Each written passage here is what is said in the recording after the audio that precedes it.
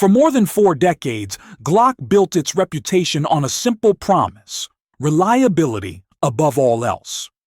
While other manufacturers constantly reinvented their pistols, Glock chose consistency. The frame shape barely changed, the trigger remained utilitarian, the controls stayed minimal, and for a long time, that stubborn simplicity worked. Glock pistols earned a reputation for functioning under abuse, neglect, and harsh conditions. Law enforcement agencies trusted them. Military units adopted them. Civilian shooters followed suit, believing that if professionals relied on Glock, it had to be the safest choice. But time has a way of exposing weaknesses that reliability alone cannot hide forever. As shooting techniques evolved and technology advanced, expectations changed. Shooters no longer wanted pistols that simply worked. They wanted pistols that worked well for them. Ergonomics mattered. Trigger feel mattered. Optics compatibility mattered. And for the first time in Glock's history, the market stopped waiting for Glock to catch up. That moment is why Glock Gen 6 exists. Welcome back to Firepower. Today, we are not here to celebrate a new product release. We are here to explain why Glock was forced to make Gen 6, what actually changed beneath the surface, and whether this new generation represents genuine progress or simply Glock doing the bare minimum to stay relevant. Because Glock Gen 6 is not just another update. It is Glock acknowledging that its old strategy no longer works. For years, Glock relied on momentum. Police departments continued buying Glock because switching platforms was expensive and risky. Civilians bought Glock because instructors recommended what agencies used. Glock didn't need to innovate aggressively because the ecosystem protected it. But slowly, competitors began to chip away at that dominance. Companies like Sig Sauer, Walther, and Shadow Systems focused heavily on ergonomics, shootability, and factory features that Glock treated as optional. Flat triggers became common. Grip texture improved dramatically. Frames were sculpted to support modern, thumbs-forward shooting techniques. Glock watched this happen while continuing to sell pistols that many shooters immediately modified. The aftermarket told the story Glock could no longer ignore. Glock owners consistently changed the same things. They undercut trigger guards to get a higher grip. They stippled frames to improve traction. They installed gas pedals to control recoil. They replaced triggers to improve consistency. They milled slides for optics because factory solutions were inadequate. When thousands of users all modify the same parts, the message becomes clear. The design itself needs attention. Optics accelerated this pressure. Red dots transitioned from competition tools to defensive necessities. Shooters expected pistols designed around optics, not adapted after the fact. Glock MOS was a step in the right direction, but it never fully solved the problem. Thick plates, high-mounted optics, and inconsistent mounting interfaces made Glock feel dated. Competitors moved faster and more decisively, offering optic-ready solutions that felt intentional rather than improvised. Legal and regulatory pressures also played a role. Switch conversions, lawsuits, and tightening legislation forced Glock to think long-term. The company needed a cleaner baseline platform that could survive future scrutiny without constant revision. Gen 6 is Glock's attempt to establish that new foundation. The most noticeable changes appear immediately in the frame. For the first time, Glock moved away from its famously blocky feel. Gen 6 introduces real palm swell geometry that fills the hand naturally instead of forcing the shooter to adapt. The grip angle remains distinctly Glock, but the contouring finally supports modern grip techniques. Shooters can choke up higher thanks to a deeper undercut at the trigger guard, reducing pressure on the knuckle and allowing better recoil management. The beaver tail is larger and more functional, protecting the hand from slide bite and encouraging a higher grip. Texture has been completely redesigned. Glock's new RTF6 texture balances traction and comfort better than any previous generation.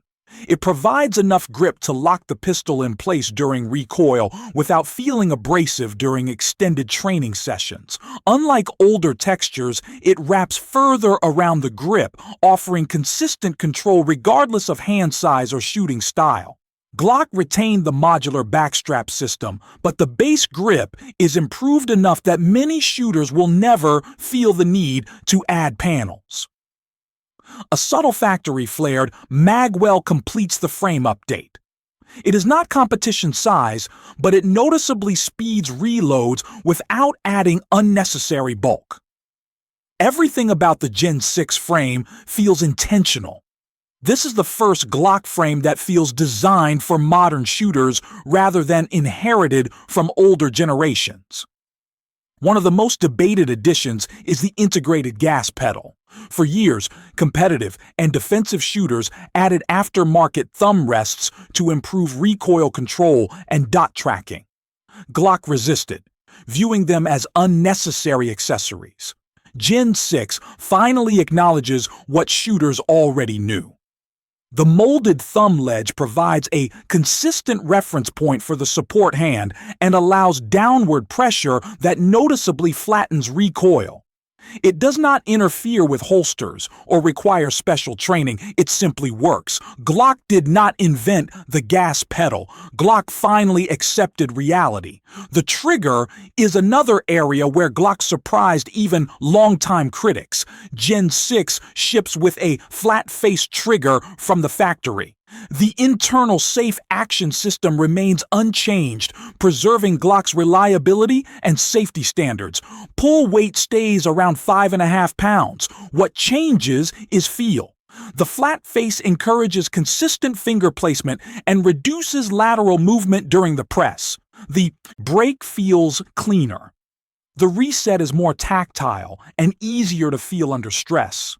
For the first time, many shooters do not feel compelled to replace a Glock trigger immediately. That alone marks a significant philosophical shift. Optics readiness is where Gen 6 makes its strongest argument. Glock finally corrected the shortcomings of the MOS system. Instead of stacking optics on thick adapter plates, Gen 6 uses a deeper slide cut that allows the optic to sit lower and mount more securely. The optic interfaces directly with the slide, while thin plates serve only as alignment guides. This lowers the dot closer to the bore axis, improving recoil control and dot tracking. Iron sights achieve a proper lower third co-witness without compromise.